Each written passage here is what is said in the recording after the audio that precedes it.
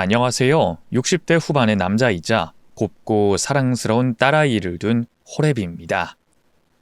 지금은 딸이 결혼해서 잘 살고 있는데 이전에 큰 아픔을 겪어서 이렇게 사연을 쓰게 됐습니다. 그럼 제 딸에게 벌어진 일과 각성한 제가 무슨 복수를 저질렀는지 빠짐없이 솔직하게 서술해 보겠습니다. 부디 제 이야기를 끝까지 들어주세요. 바로 시작하겠습니다. 제 나이 37에 딸아이가 태어났습니다. 아주 기쁘고 행복한 일이었죠. 그런데 집사람이 딸아이를 낳고 며칠 뒤 숨지고 말았어요. 일주일 내내 진통을 겪다가 새 생명을 출산하고 온몸이 만신창이가 됐는데 시름시름 앓다가 쇼크사로 세상을 떠났죠. 그래서 전 한동안 슬퍼하다가 호래비가 된 걸 받아들이고 딸을 키워야 했답니다. 제가 배운 것도 없고 가지고 있는 기술이 하나도 없어서 공사장 인부로 일하고 있었는데 공사 일이 매일 있는 것도 아니어서 다른 일을 겸업으로 하게 됐어요. 방앗간에서 빻은 고춧가루나 새로 뽑은 떡을 배달하는 일을 틈틈이 하면서 공사장에서 일했기 때문에 벌이는 그냥저냥 충분했던 것 같습니다. 그렇게 벌어들인 돈은 오로지 제 딸을 위해 썼고 딸을 위해 저금해뒀답니다. 딸아이에게 시켜주지 않은 사교육이 없을 정도로 많은 걸 해줬어요. 남들 다 하는 태권도와 피아노, 주산학원, 학습지 등등 딸이 배우고 싶어 하거나 재밌어 하는 건 모두 시켜줬죠. 그중 피아노를 제일 좋아한 딸은 피아니스트의 꿈을 가지게 됐고 고등학교 때까지 열심히 배웠답니다. 그리고 대학을 실용음악과의 피아노 전공으로 들어가면서 딸의 꿈은 한 발짝 가까워졌습니다. 대학을 졸업하고 오케스트라에 지원했는데 번번이 떨어지고 말았어요. 오케스트라에는 기본적으로 유학을 다녀온 사람들이 자리를 차지하고 있었죠. 아무래도 제가 딸을 유학을 보내주지 못해 꿈을 이루지 못하는 것 같아 미안한 마음이었습니다. 여하튼 딸아이는 현실을 받아들이고 진로를 바꿔 피아노 선생님이 됐답니다. 집 근처 새로 생긴 피아노 학원에 들어가 아이들을 가르치게 됐죠. 딸은 아이들을 가르치는 게 너무 재밌고 보람이 있다며 처음 가진 직업에 크게 만족하며 지냈답니다. 그렇게 여러 해가 지나도록 딸은 여러 피아노 학원에 파트타임으로 일하며 아이들을 가르치며 일했고 저는 여전히 공사장 인부로 돈을 벌었습니다. 딸아이 나이가 결혼할 때가 다가오다 보니 제가 한 푼이라도 더 모으려고 주말에도 쉬지 않고 일했답니다. 그러다 딸아이가 30살이 되면서 남자친구를 집으로 데리고 왔더군요. 태권도장을 운영하는 사내였는데 듬직하고 점잖아 보였습니다. 딸과 예비 사위는 같은 상가에서 각자 아이들을 가르치며 오가다 인연이 됐다고 하더군요. 이 정도면 더할 나위 없을 딸의 짝이라는 생각이 들어 기쁜 마음으로 결혼을 승낙해줬습니다. 사위의 집안은 저와 다르게 크게 사업하는 유능한 부모를 뒀더군요. 상견례 자리에서 제가 공사장 인부와 방앗간에서 배달하며 돈벌이를 했다고 하면 크게 실망할 줄 알았는데 사돈 내외는 저에게 혼자서 고생 참 많이 했다며 위로하기도 하고 딸을 훌륭하게 키웠다며 대단하다고 칭찬을 했습니다. 이렇게 저는 딸아이에게 걸림돌이 되지 않아 얼마 뒤 결혼식을 올렸답니다. 제 손을 잡고 신부 입장을 하는 순간은 가슴이 얼마나 시리고 아프던지 꼭 세상에 저 홀로 남겨진 기분이 들었네요. 그렇게 딸 내외는 좋은 아파트에 신혼집을 마련했고 제가 지원해준 혼수를 채워서 살기 시작했습니다. 둘은 신혼이라 매일같이 깨가 쏟아졌는지 전화 통화를 하면 목소리가 항상 밝았고 가끔 만날 때면 얼굴이 활짝 핀 꽃처럼 많이 예뻐졌더라고요. 이제 딸아이가 잘 사는 걸 보게 됐으니 저도 공사장 일을 그만두게 됐습니다. 이제 사위가 딸의 가장이 됐으니 제가 짐을 내려놓게 된 거죠. 저는 63세 나이에 몸쓰는 일을 그만두고 다른 직업을 선택했습니다. 제 나이 때 은퇴한 남자들이 많이들 하는 경비원을 시작하게 됐어요. 가끔 경비원 갑질하는 뉴스가 등장하긴 했지만 제가 취직한 아파트에는 나쁜 사람 하나 보이지 않았답니다. 수고한다며 음료수를 건네주는 이웃도 있었고 명절에는 참치 세트 선물을 주는 이웃도 있었어요.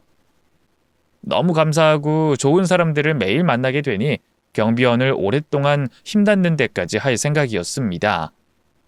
2년 동안 딸아이가 잘 살고 있었고 저도 경비원으로 제 2의 인생을 즐겁게 살고 있었는데 어느 날 위기가 찾아왔답니다. 늘 해맑은 딸아이가 수심 가득한 얼굴로 저를 찾아와서 밥을 먹었어요. 무슨 일이 있는 게 분명해 보여서 식사를 마치고 숟가락을 내려놓자마자 물었습니다. 윤정아, 무슨 일인지 말해봐. 나한테 무슨 일 있는 것처럼 보여? 아빠는 네 얼굴만 보면 다 알아. 얼른 걱정거리 있으면 털어놔봐. 역시 우리 아빠네. 아빠는 내가 어렸을 때도 다 맞췄잖아. 아빠 실은 내 남편이 조금 수상해. 수상하다니? 뭐 김서방이 무슨 짓이라도 벌인 거야? 착실하고 좋은 놈인 줄 알았는데 무슨 사고라도 친 거니? 그게 물증은 없는데 꼭 바람 피우고 있는 것 같아. 느낌이 쎄한 게 꼭 다른 여자를 만나고 있는 것 같다고. 전화를 베란다에 숨어서 받기도 하고 태권도장 쉬는 시간에 찾아가면 문이 잠겨있는 날도 있어. 수상한 게 여러 가지인데 확실한 게 없어. 김서방이 바람이라도 피운다고 생각하는 거니? 딸아이의 말을 듣자 저는 고개를 갸웃거리며 대답했습니다. 사위는 성실하고 친절한 데다 아이들을 교육하는 태권도장 관장이었기 때문에 그런 파렴치한 짓을 저지를 것 같지는 않았거든요. 그런데 딸아이가 의심스럽다고 하니 귀를 기울이게 됐고 곧 도와줘야겠다는 판단이 들었답니다. 그래서 딸에게 만약 사위가 바람이 난 상태면 이혼할 각오가 됐냐고 물었습니다. 윤정아, 아주 만약에 김서방이 바람 피우고 있다면 이혼할 수 있겠냐? 아무래도 바람난 남편이랑은 못 살 것 같아. 다른 여자랑 지저분한 관계를 가진 사람하고 어떻게 한 방을 쓰겠어. 그래, 알겠다. 그럼 아빠가 김서방에 대해서 알아보도록 하마. 이 아빠만 믿어. 아빠한테 해결해달라고 온 건 아닌데. 윤정아, 이 아빠는 너 때문에 사는 사람이야. 네가 상처받거나 힘든 일이 있으면 당연히 내가 해결해야지. 걱정 말고 돌아가서 아무 생각하지 말고 푹 쉬어라. 이 아빠만 믿고 기다려보라고. 괜히 김서방한테 티내지 말고. 아빠 미안해. 이런 일로 찾아와서 신경 쓰이게 해서 미안. 괜찮아. 아빠는 아빠니까. 괜찮아. 저는 그렇게 대답하고 딸의 일을 해결할 계획을 세웠습니다. 다음 날이 쉬는 날이어서 딸과 사위가 일하는 상가를 한 바퀴 돌아봤습니다. 그런데 예상치 못한 벽보를 보고 이거다 싶었습니다. 경비원을 급하게 구하고 있다는 문구가 쓰여 있는 벽보였거든요. 이에 저는 바로 상가 관리인을 찾아가 면접을 보게 됐고 다음 날부터 출근하라는 말을 들었습니다. 그래서 아파트 경비원을 그만두고 상가로 출근했습니다. 딸과 사위에게 들키지 않으려고 모자를 깊이 눌러쓰고 마스크를 착용하고 최대한 눈에 띄지 않으려고 애썼습니다. 그리고 사위의 행태를 유심히 살펴봤죠. 사위는 태권도장에서 아이들을 1시간 가르치고 30분 정도 청소하고 정비한 다음 수업을 진행하더군요.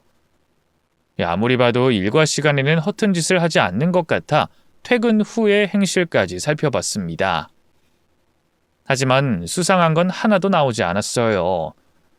딸아이가 괜한 의심을 하는 것 같다는 생각이 들기도 했죠. 그 상가에서 일한 지 일주일이 지나고 2주차가 되자 시간적 여유가 더 많이 생겨서 사위의 태권도장 근처를 더 자주 가서 살펴봤어요. 그런데 꼬리가 길었는지 사위가 멀리서 저를 부르더군요.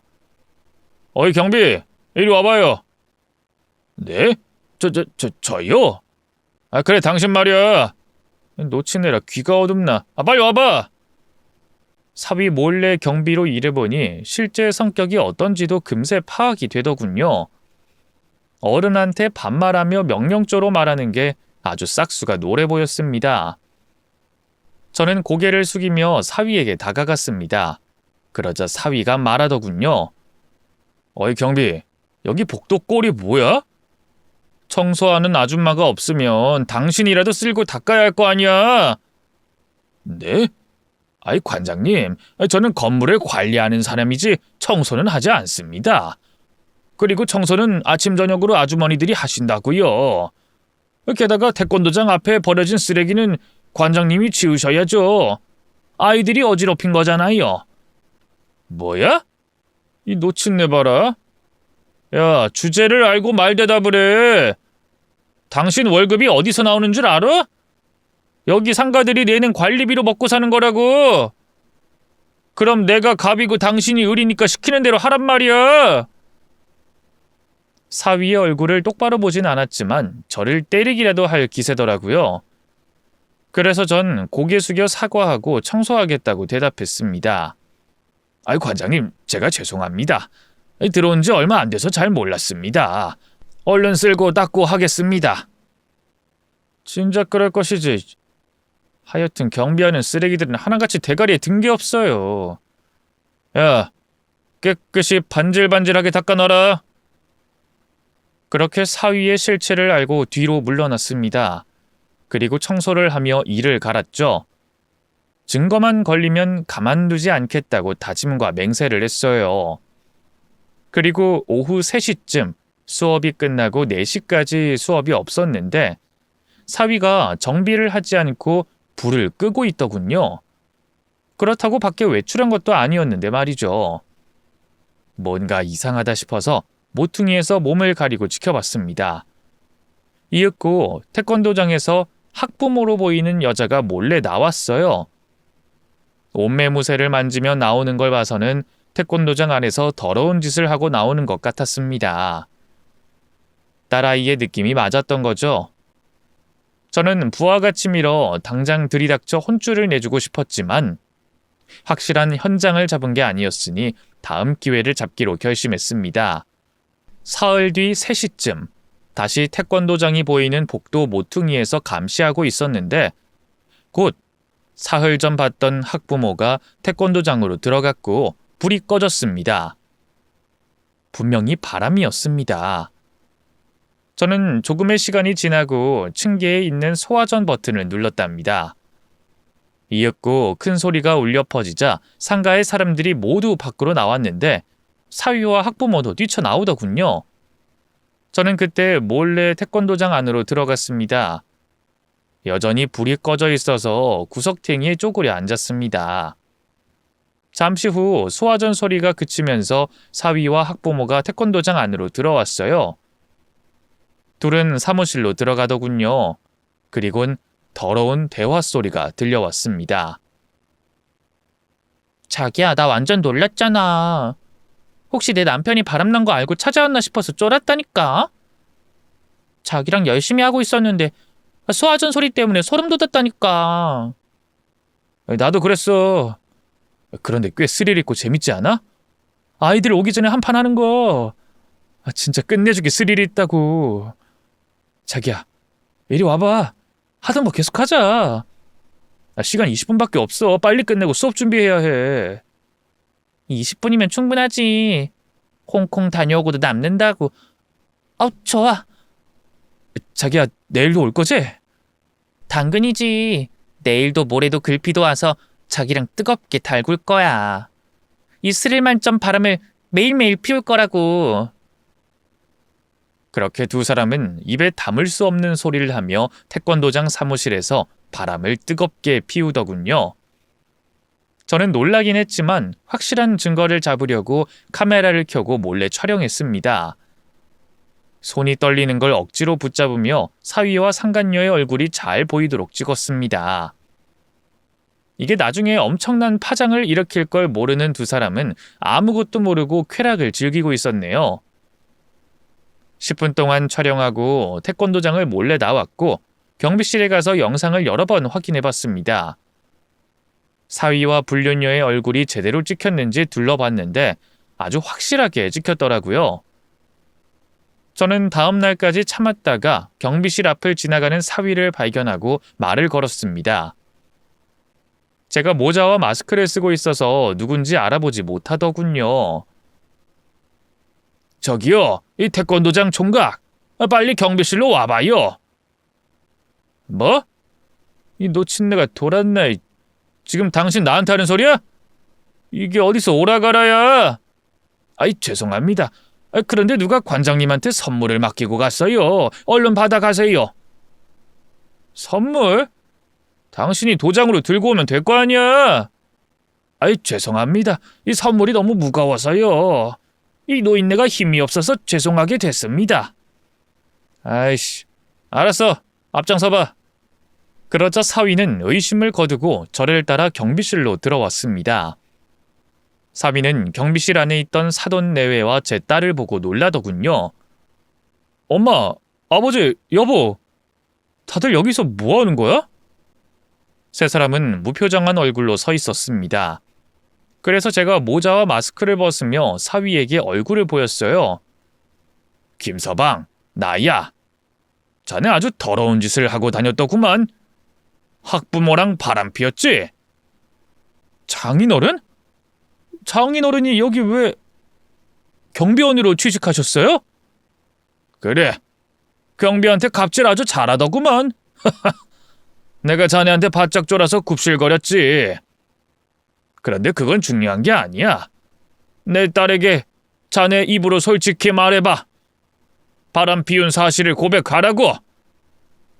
저와 딸, 사돈 내외가 노려보자 사위는 천연덕스럽게 무슨 말을 하냐며 자긴 하늘을 우러러 한 점 부끄러움이 없다고 말하더군요. 장인어른, 도대체 뭘 봤다고 이런 말도 안 되는 소리를 하세요. 제가 바람을 피웠다고요? 그것도 학부모님이랑? 그게 말이 된다고 생각하세요? 장인어른, 아무리 어른이어도 저를 그따위 파렴치한으로 만드는 건 못 참습니다. 전 아이들 가르치는 교육자라고요. 그래? 자네는 잘못한 게 하나도 없다고? 그럼 이 동영상 같이 보고 똑같이 말하는지 보겠네. 자네 얼굴이 생생히 나오니 한번 구경해 보게나.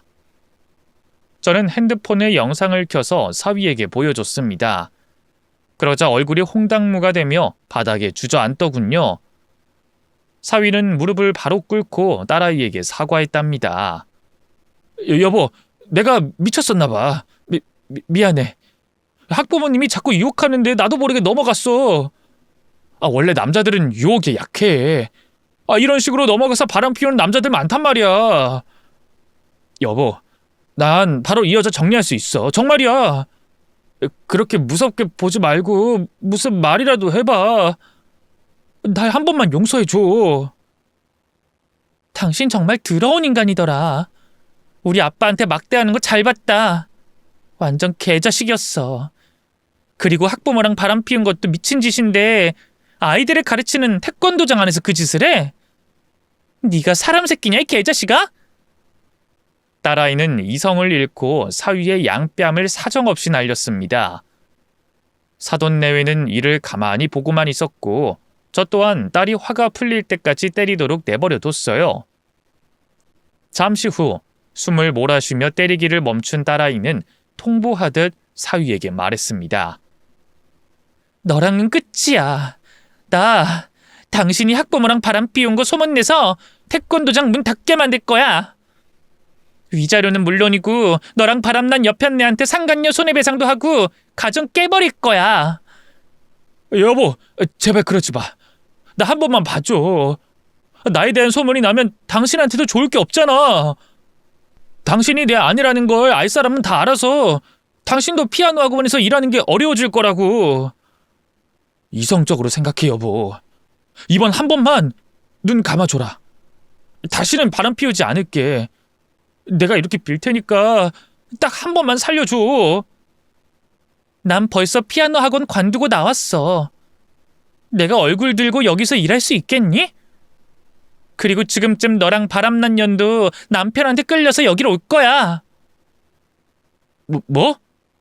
그럼 다 알렸다는 거야? 잠깐만. 장인어른. 이게 다 장인어른이 한 짓이죠? 왜 이렇게까지 하신 거예요? 날 따로 불러서 주의만 주고 끝낼 수 있는 일을 왜 이렇게 키운 겁니까? 꼭 저와 윤정이 사이를 깨버리고 일을 키워야 했나요? 사위놈은 도리어 저에게 큰 소리 치더군요. 그러자 딸아이가 사위의 따귀를 연신 날리며 쌍욕을 퍼부었습니다. 이게 감히 우리 아빠한테 큰 소리를 쳐? 넌 입이 10개라도 할 말이 없어야 하는 상황이라고! 이 발정난 놈아! 이윽고 사위의 상간녀와 남편이 경비실로 들어왔습니다. 상간녀는 얼마나 많이 맞았는지 눈탱이가 밤탱이가 됐고 머리털이 여기저기 뻗어 있는 게 꼭 사자머리 같았습니다. 결국 사위 옆에 상간녀까지 무릎을 꿇게 됐고 바람 피해자들에게 온갖 욕과 따귀를 맞았습니다. 상간녀 남편은 사위놈을 얼마나 많이 때리던지 큰일이 날 것 같아 제가 말리기까지 했답니다. 이봐요 선생, 그만하세요. 이 정도면 충분해요. 더 패다간 송장 치르겠어요. 이러면 선생이 잡혀 들어가겠다고요. 어르신이 증거 잡은 분이시죠? 감사합니다. 하마터면 아무것도 모르고 등신같이 살았을 겁니다. 이번에 내 마누라가 얼마나 더러운 걸레년인지 알게 돼서 덕분에 이혼하게 됐다고요. 그리고 이 자식은 내가 상간남 손해배상 청구하는 건 물론이고 학교 학원 할 것 없이 소문내서 다시는 태권도장 못하도록 막을 겁니다. 그렇게 마무리가 되나 싶었는데 매를 맞던 사위가 몸을 날려 상간녀 남편을 덮치더군요. 태권도 관장이라 힘이 보통 센 게 아니었습니다. 저와 사돈 내외가 뜯어 말리려고 해봤는데 이미 눈깔이 돌아가서 바닥에 눕힌 상간녀 남편을 두들겨 팼답니다. 이게 안 되겠다 싶어서 제가 박치기 한 방으로 사위를 눕혀버렸네요. 제 머리가 어질거렸지만 다행히 큰 화를 당하지 않고 끝이 났습니다. 결국 사위놈은 그 자리에서 비린내가 나도록 흠신 두들겨 맞고 멍투성이로 쫓겨나게 됐어요. 사돈 내외는 저에게 고개 숙이며 사과했고 어떤 보상이라도 다 해주겠다고 약속하고 사라졌답니다. 상간녀는 남편에게 이혼을 당하고 버려졌고 제 사위도 딸에게 소송을 당해 엄청난 위자료를 주고 이혼당했습니다. 또 학부모들 사이에서 소문이 나서 태권도장 문을 닫게 됐답니다. 이로써 사위를 제대로 응징해주고 복수의 막을 내렸습니다. 여기서 모든 게 끝나고 딸아이가 다 잊고 새롭게 시작하면 좋았겠지만 딸에는 트라우마가 심했는지 피아노 학원을 그만둔 날부터 집에만 있었어요. 한 달이 넘도록 집 밖을 나가지 못하더라고요. 제가 여러 번 타일러서 산책이라도 시켜주려고 해봤지만 몸을 덜덜 떨면서 방 안으로 도망가더군요. 윤정아, 조금이라도 움직이자. 햇빛을 5분만 쬐고 들어오자고. 아빠, 나 못 나가겠어. 현관 밖으로 나가면 속이 울렁거리고 머리가 어지러워. 아직 준비가 안 된 것 같아. 아유, 이게 다 무슨 일이니? 애초에 내가 그놈 알아보고 허락하지 말았어야 했는데. 미안하다, 윤정아. 아빠가 왜 미안해? 잘못은 그 자식이 했는데.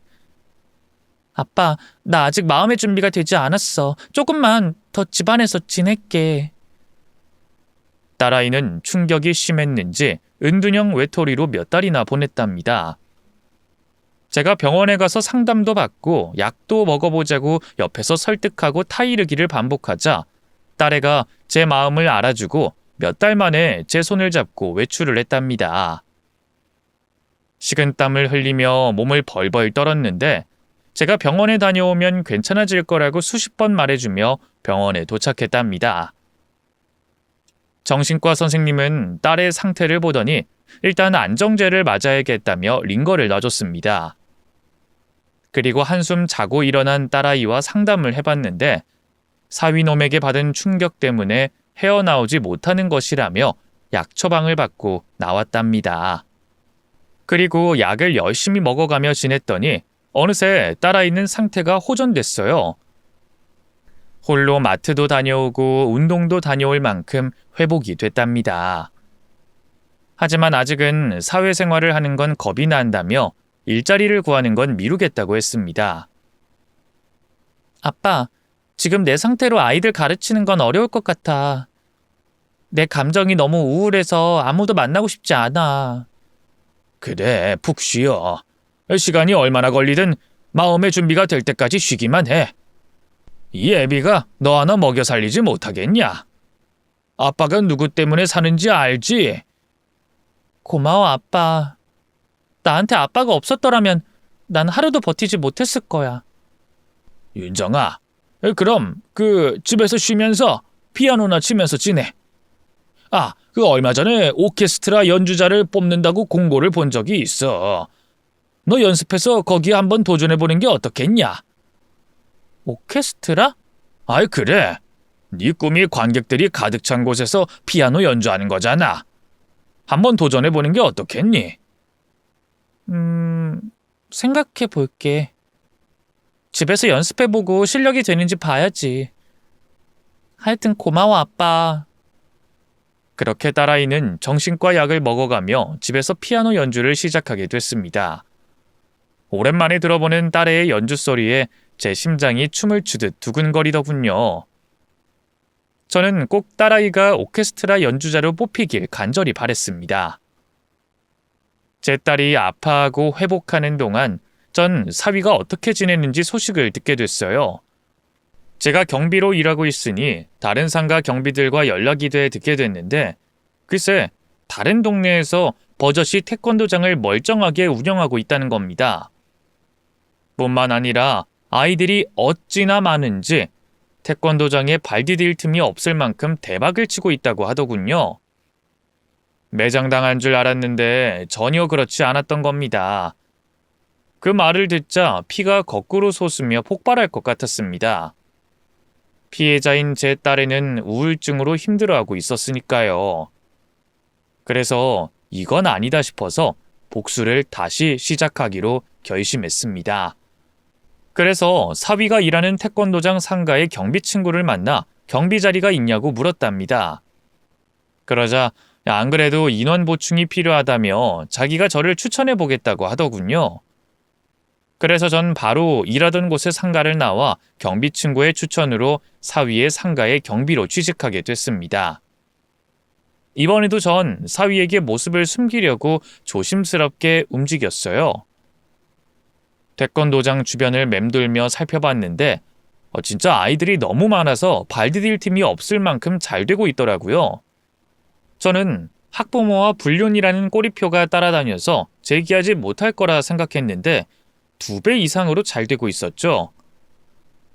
저는 정신을 똑바로 차리고 사위놈의 일거수일투족을 감시했답니다. 보름 동안은 특별한 게 보이지 않았어요. 그런데 며칠 뒤 태권도장 앞에서 사위가 젊은 여자와 손을 잡고 걸어가더군요. 알고 보니 이 자식이 제 딸을 그렇게 올려놓고 벌써 재혼할 여자를 만나고 있던 겁니다. 이혼당한 지 3개월밖에 되지 않은 놈의 머릿속에는 뭐가 들어있는지 전혀 죄책감 같은 건 느껴지지 않아 보였습니다. 제 딸 눈에 눈물 나게 한 놈의 눈에서 피눈물을 어떻게든 뽑아내리라 마음속으로 다짐했죠. 그렇게 사위를 계속 감시해보니 저에게 덜미를 잡혔습니다. 이 자식은 버릇인지 병인지 모르겠지만 이번에도 학부모와 바람을 피우고 있더군요. 그런데 지난번과 달리 바람 피우는 상대가 하나가 아니라 넷이나 됐답니다. 모두 태권도장에서 운동을 배우는 아이들의 엄마들이었죠. 이 세상이 어떻게 돌아가는 건지 모르겠고 이만큼 막장 인생을 사는 것들이 또 있을까 싶었습니다. 그래서 전 이들의 불륜짓을 동영상으로 찍으려고 불 꺼진 태권도장에 들어가 보려고 했지만 사위놈이 문을 단단히 잠그고 그 짓을 해서 다르게 접근할 방법을 찾아야 했답니다. 그래서 저를 여기 상가에 취직시켜준 동료에게 사정을 말하고 방법을 같이 찾아달라고 말해봤습니다. 그러자 동료가 아주 쉬운 방법이 있다고 하더군요. 이보게, 내가 들어가서 카메라 설치하면 되잖아. 건물 관리 차원에서 들어왔다 전하고 소형 카메라 올려두고 나오면 되지 않는가? 아, 그런 방법이 있었구만. 하하하, 한씨, 고맙네. 그럼 카메라는 내가 가져다 줄 테니 자네가 도장 안에 있는 사무실에 카메라를 몰래 끼워두게. 저는 동료의 도움으로 태권도장에 소형 카메라를 설치할 수 있었습니다. 그리곤 며칠 뒤 동료가 카메라를 수거하러 다녀왔고 제 손에 돌아왔어요. 컴퓨터에 연결해서 동영상을 확인해 봤더니 정확히 6명의 학부모와 사무실에서 그 짓을 하고 있더군요. 저는 박수를 치며 만세를 불렀고 이번엔 더 크게 사위놈을 혼쭐 내줄 수 있을 거라 믿었습니다. 그 영상이 제 손으로 들어온 지 일주일 만에 태권도장에서 일을 마친 사위의 등을 톡톡 쳤습니다. 저는 목소리를 굵게 깔며 말했어요. 이봐요 총각, 경비실에 약혼녀가 두고 간 선물이 있어요. 내가 가져다 주기엔 좀 무거워서 직접 가져가세요. 제 약혼녀가요? 어라, 아무 말도 없었는데. 알았어요, 앞장서세요. 사위놈은 저를 알아보지 못하더군요. 60대 구부정한 노인이 비슷해서 그런 건지 저에 대한 기억을 지워서 그런 건진 모르겠지만 해맑게 제 뒤를 따라왔습니다. 이윽고 경비실 문이 열리자 사위가 졸도하고 말았습니다. 뒤로 자빠지며 개거품을 물었죠.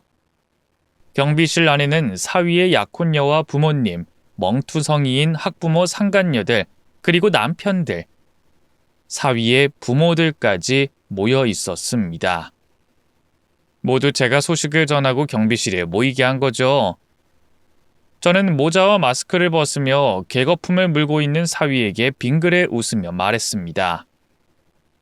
어이 김서방, 오랜만이야. 내가 재밌는 걸 발견해서 여기 사람들을 모두 불러 모았지. 어때? 자네 선물이 마음에 드는가? 이게 지금 무슨 상황입니까? 장인어른, 아니 아저씨, 이 사람들 여기에 모았다는 건 또 제 뒤를 캐냈다는 거예요? 아 진짜 저한테 왜 이러시는 거예요? 이건 사생활 침해라고요. 사생활 침해? 그럼 그거로 날 고소하게. 얼마든지 처벌받을 테니까.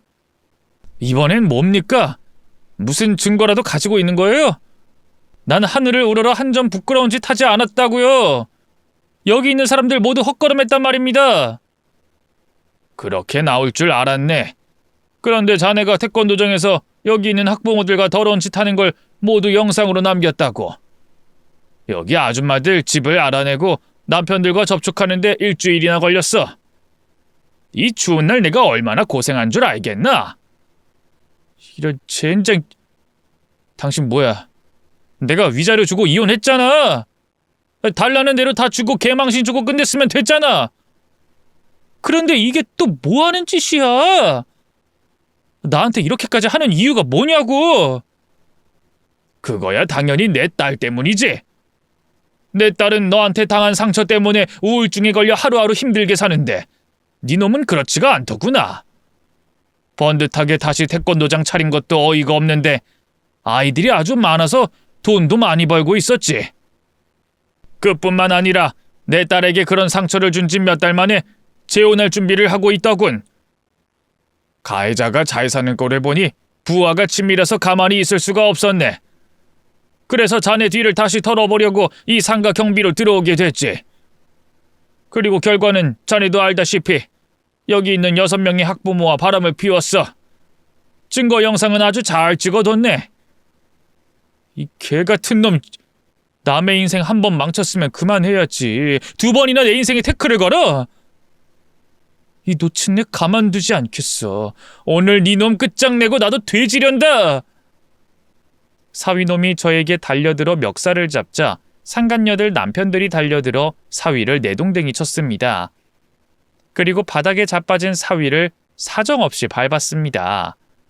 6명의 건장한 남자가 흠신 두들겨 팼더니 사위의 몸은 송장되기 일부 직전이었답니다. 그래서 제가 말렸어요. 이러다 사람 잡아서 다들 감옥에 가겠다며 매질은 여기까지 하는 게 좋겠다고 했습니다. 그리고는 법으로 제대로 처벌받게 하고 망신 제대로 시켜주자고 말했습니다. 사위는 사돈 내외의 손에 붙들려 밖으로 빠져나갔고 상간녀 남편들이 담합해 고소하기로 했습니다. 그래서 6명의 아줌마는 모두 이혼당하고 쫓겨났고 사위가 상간남 손해배상을 어마무시하게 지급하고 말았답니다. 그런데 그 사건 이후에도 사위는 다른 상가에 태권도장을 내고 일을 하더군요. 정말 기가 막힐 노릇 아닌가요? 이런 놈에게 왜 자꾸 자리를 내어주는지 모르겠더군요. 그러자 사위와 결혼할 뻔한 여자가 나서기로 했어요. 그 여자는 사위에게 아무런 보상을 받지 못해 아주 끔찍한 복수를 해주겠다고 다짐했답니다. 그 여자는 사위의 태권도장 건물주와 친분이 있어서 뭔가를 부탁했어요. 여자는 자기가 할 수 있는 최대의 복수를 시작했습니다. 상가 입구의 영상으로 가게들을 홍보하는 영상이 24시간 틀어져 있었는데 거기에 사위놈이 바람 피운 영상을 틀어버린 거예요. 상간녀들의 얼굴은 모자이크로 가렸지만 사위의 얼굴은 누가 봐도 알아볼 수 있었습니다. 주민신고로 영상을 바로 꺼버리긴 했지만 스마트폰이 없는 아이들이 없었기 때문에 그 영상을 사진으로 찍어 여기저기 소문을 냈답니다. 그래서 사위놈은 절대로 회복되지 못할 지경에 이르게 됐어요. 사위놈의 태권도장은 바로 문을 닫게 되어 망해버렸고 시도 때도 없이 걸려오는 비난의 전화와 문자 그리고 현관에 계란과 오모를 테러하는 괴롭힘을 당했습니다. 결국 사위놈은 집 밖을 나오지 못하고 숨죽이고 살았답니다. 그런데 너무 괴로운 나머지 사위는 정신줄을 놓고 말았답니다. 제 딸이 겪은 우울증을 겪나보다 하고 뿌듯해하고 있었는데 알고 보니 환각과 환청으로 큰 병을 앓기 시작했답니다. 눈앞에 귀신이 보인다니 누군가 귀에 대고 욕을 한다며 하루하루 미쳐가고 있었다네요. 그래서 사위의 부모는 정신병원 입원을 결정해 구급차를 보내 강제 입원을 시켰답니다. 저는 이 소식을 딸에게 전해줬어요. 딸아이가 괜히 사위 이야기를 들으면 기분이 나쁠까봐 끝까지 비밀로 하려고 했는데 그냥 제가 벌인 짓을 다 털어놓기로 했답니다. 제가 복수하던 과정과 피해자들, 그리고 몰매와 고소, 폐가망신과 정신병원 입원까지 다 말했더니 딸아이가 빙그레 웃더군요. 아빠 그럼 그 자식 지금 정신병원에 있어? 응, 그렇다니까. 이 사람들이 전화로 테러하고 현관에 오물 던지면서 테러하니까 정신 나갈 만도 하지. 이 정신이 완전히 나가버려서 부모도 알아보지 못한다고 하더라. 우와, 그럼 나 그 자식 얼굴 보러 갈래. 그놈이 무너진 걸 보면 속이 시원할 것 같고 내 병도 씻은 듯이 나을 것 같아. 괜찮겠어? 괜히 네가 못 볼 걸 보고 충격받을까 봐 걱정인데. 아니야. 내 눈으로 망가진 그놈 보면 내가 새롭게 시작할 수 있을 것 같다고. 딸아이가 하도 사위놈을 보러 가자고 쫄라대는 바람에 병원을 찾아갔습니다. 면회 신청을 하자 사위를 간호사가 휠체어에 태워 로비로 나오더군요. 사위는 입을 벌리고 침을 얼마나 많이 흘렸는지 입가에 하얗게 굳어버린 침이 눈에 바로 들어왔습니다. 이윽고 가까이 다가온 사위에게 딸아이가 말을 걸었어요. 당신 오랜만이네. 나한테 개 같은 짓 버리고 잘 살면 어쩌나 걱정했는데 다행히 벌을 받고 있는 것 같아서 다행이야. 딸아이 말에 사위는 아무런 반응을 하지 않았습니다. 그래서 딸은 주저리 욕을 실컷 해주고 조롱하는 말까지 하며 배시시 웃었답니다. 그리곤 자리에서 일어나 떠나려는데 사위가 웅얼거리며 말하더군요. 당신 귀신이지? 나 잡아가려고 온 거지. 이 마귀야, 꺼져! 진짜 정신 빠진 놈이 됐네? 그래, 이 몸은 귀신이야. 다음에 또 잘못하면 내가 찾아와서 널 잡아갈 거야? 귀신이다. 간호사, 저 년 잡아. 귀신년을 잡으란 말이야. 헛소리하는 걸 보니 벌을 제대로 받은 것 같더군요. 그래서 딸아이와 저는 만족하고 자리에서 일어나려고 하는데 사위놈이 정신이 돌아왔습니다. 딸아이의 손목을 잡아채며 말하더군요. 니년 때문이야. 너만 아니었으면 내가 여기 있을 이유가 없어. 널 만나서 네 애비를 만나게 됐고 나한테 막대먹은 짓을 한 거지. 이 망할려나. 내가 오늘 니년 나와 똑같이 만들어주마. 이거 너희 정신병자야. 제정신이 돌아온 사위가 휠체어에서 일어나더니 딸아이의 멱살을 잡아채더군요. 그래서 제가 주먹으로 사위 얼굴을 날렸는데 작은 미동도 없더군요. 내 딸 놔줘! 이 머저리 같은 놈아! 그 더러운 손 치워! 내 인생 이렇게 만든 게 다 당신이었지? 좋아! 니년 딸 놔주고 니놈 머리통 박살내주겠어! 사위가 제 배를 발로 차서 숨이 턱 막혔어요.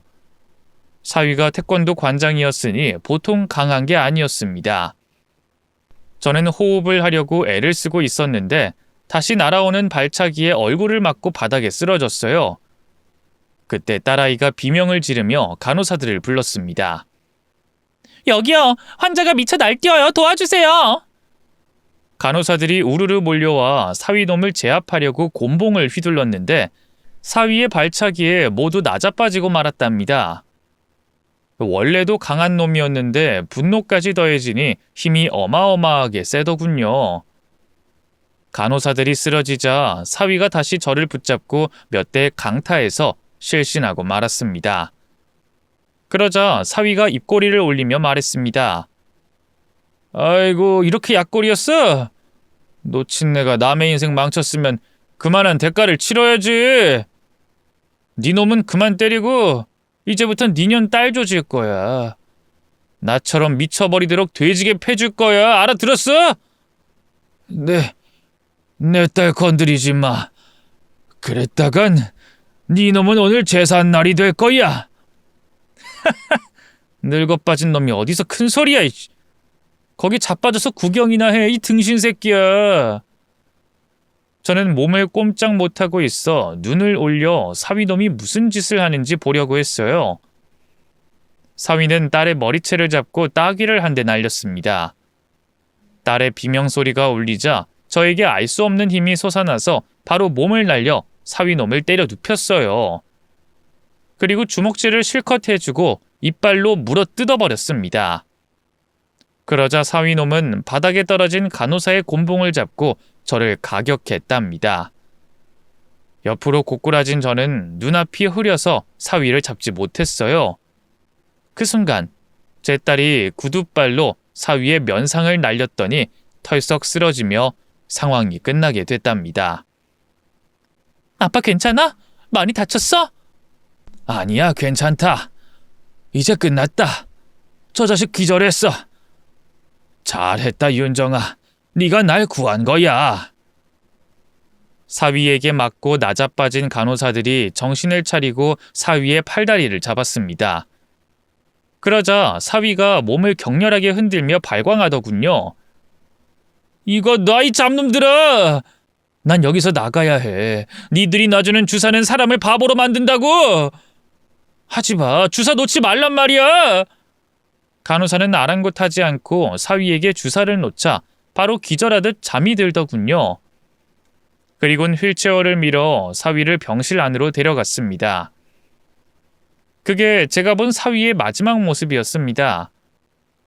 저와 딸아이는 병원에 가서 다친 부위를 치료받았는데 다행히 크게 다치지 않았다며 하루치 약을 처방해 주더군요. 마지막까지 사위와 만난 순간들은 모두 악몽이었네요. 이후 제 딸은 정신병원에서 사위의 망가진 모습을 본 이후로 주체할 수 없는 힘이 솟는다고 하더군요. 정신과 약을 바로 끊게 됐고 자유롭게 외출도 하고 친구들을 만나 놀기까지 했답니다. 그리고 홀로 피아노 연습을 열심히 하더니 얼마 뒤 제가 말했던 오케스트라의 오디션을 보게 됐어요. 다녀온 딸아이는 시무룩한 얼굴로 집으로 들어왔습니다. 저는 떨어진 걸 직감하고 위로의 말을 건넸어요. 윤정아, 떨어졌니? 괜찮아. 앞으로 기회는 많으니까 또 도전하면 돼. 아빠, 내 얼굴만 보면 모든 걸 안다고 하지 않았어? 응, 그랬지. 그런데 왜 오늘은 틀린 거야? 나 합격했다고! 딸아이는 금세 웃음을 터뜨리며 저를 껴안고 날뛰었습니다. 이에 저도 한박 웃음을 터뜨리며 축하의 말을 전해줬습니다. 아유, 잘했다 우리 딸. 아유, 장하다 윤정아. 난 네가 합격할 줄 알았어. 이게 다 아빠 덕분이야. 아빠가 그 자식 제대로 무너뜨려줘서 내 병이 씻은 듯이 나은 거라고. 그래서 새로운 도전을 할 수 있었단 말이야. 딸아이는 그렇게 행복해하며 제 품에 한참 안겨 있었습니다. 얼마 뒤 딸이 무대에 서는 오케스트라 연주회가 열려서 오랜만에 양복을 입고 외출했답니다. 관객이 꽉 찬 관계석에 묻혀서 딸의 모습을 보니 흐뭇하고 뿌듯했습니다. 그리고 아주 많이 행복했어요. 연주가 시작되고 몰입하는 관객들의 얼굴을 살펴보기도 했고 찬란한 조명과 무대를 찬찬히 뜯어보며 감동까지 했네요. 그렇게 첫 연주회를 마치고 나온 딸아이에게 꽃다발 한 알음을 안겨주며 축하의 인사를 해줬답니다. 윤정아, 자랑스럽다. 너무 잘했어. 내 딸이 최고로 멋있었다고. 아빠, 고마워. 아직 갈 길이 멀었지만 열심히 해서 계속 오케스트라의 일원으로 연주할 거야. 그리고 아빠, 여기 내 옆에 있는 바이올리니스트가 내 남자친구야. 뭐야? 너 연주하겠다고 나가서 연애까지 하고 있던 거야? 아이고, 아주 겹경사네. 아주 잘 됐다. 제가 허허 웃으며 딸의 남자친구에게 악수를 청했고 그는 두 손으로 공손히 제 손을 받아줬습니다. 딸아이가 꿈도 이루고 진정한 사랑을 찾은 것 같아 감정이 북받쳐 올라 눈물이 나왔답니다. 그래서 지금 제 딸은 바이올리니스트와 결혼해서 잘 살고 있답니다. 둘 다 음악하는 사람이라 감성이 풍부하고 마음이 여려서 서로에게 상처 주는 행동은 절대 하지 않고 있어요. 그래도 전 사위를 주시하며 지내고 있죠. 이 혹시라는 게 있으니까요. 지금의 저는 여전히 다른 상가에서 경비 일을 하고 있습니다. 제 몸이 힘들고 병들어서 움직이지 못할 때까지는 이 경비 일을 자랑스럽게 할 생각입니다. 마지막으로 정신병원에 들어간 전 사위에 대한 소식을 전하자면 회복할 기미가 보이지 않아 오랜 시간을 입원해야 한다고 합니다. 제 딸을 비롯해 여러 사람에게 상처를 주고 가정을 파괴한 못된 놈이니 벌을 오래 받게 됐나 봅니다. 그럼 저는 사연의 글을 마치도록 하겠습니다. 경청해주신 여러분께 심심한 인사를 드립니다. 제 이야기 들어주셔서 감사합니다. 안녕히 계세요.